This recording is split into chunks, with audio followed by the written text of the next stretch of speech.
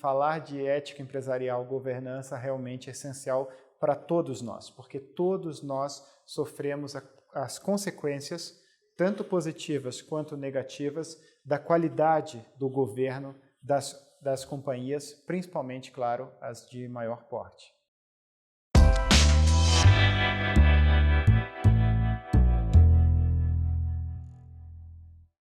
Para mim, uma forma mais simples e direta de entender a governança é você criar um bom ambiente numa organização, um ambiente no qual as pessoas voluntariamente desejem cumprir as regras, tanto internas quanto externas, desejem agir de forma ética e desejem pensar no melhor interesse comum de longo prazo da organização, entendendo a organização não só como os seus acionistas ou cotistas ou participantes, mas a organização como todos os seus públicos de interesses. Porque a governança corporativa ela foi aceita por muitas empresas apenas como um conjunto de práticas a serem cumpridas de uma maneira fria e quase que desconectada do dia a dia. Então, assim, olha, nós temos que ter essas regras, temos que ter essas políticas, temos que ter esses mecanismos de controle, mas sem realmente entender que governança significa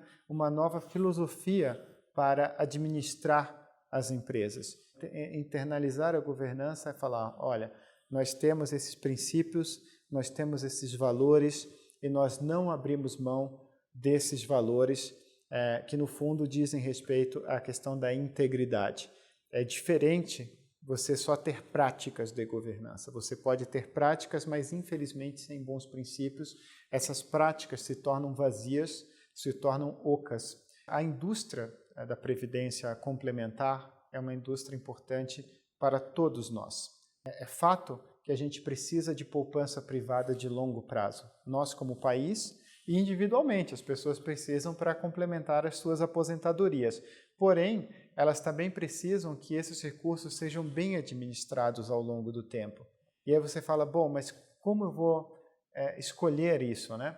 Acho que um critério importante é olhar, obviamente, o histórico do fundo no qual você aloca os seus recursos. Quer dizer, qual é a história desse fundo? E, naturalmente, todos os fundos estão sujeitos a algum tipo de influência, talvez política, mas alguns mais, outros menos. Então, que critérios que esses fundos têm para conseguir se tornarem, de alguma forma, blindados contra interferências indevidas? Qual o peso que esse fundo dá realmente a ter boas práticas de governança? Boas práticas que vão além só, novamente, de regras e controles, mas de realmente esses fundos eles comprarem a ideia de que eles precisam levantar a bandeira de bons valores, de bons princípios de gestão e de governança. A governança corporativa, como o nome já diz, ela foi criada em grande medida para propiciar um melhor governo de empresas privadas. Porém, os seus princípios fundamentais, eles são aplicáveis também na esfera pública.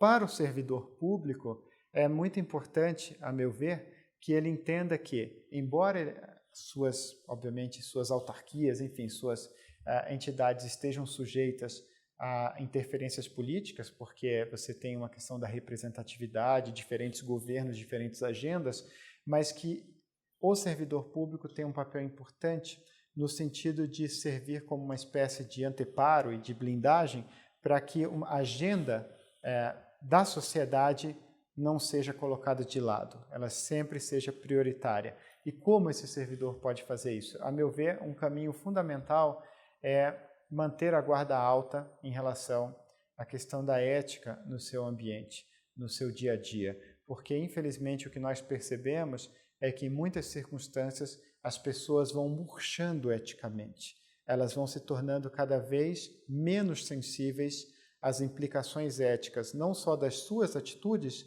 mas das atitudes de terceiros. Elas acabam se omitindo em relação a muitas coisas que elas veem no seu ambiente de trabalho. Então, e começam a achar que aquilo é normal ou justificável, quando não é. Então, você manter a guarda alta significa você ativamente não deixar se tornar o que eu chamo de eticamente cego, de não perceber as implicações do que está acontecendo ali naquele ambiente sobre terceiros.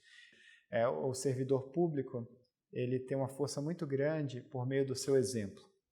O exemplo é algo que tem um efeito aí, digamos aí, um efeito multiplicador no ambiente de trabalho.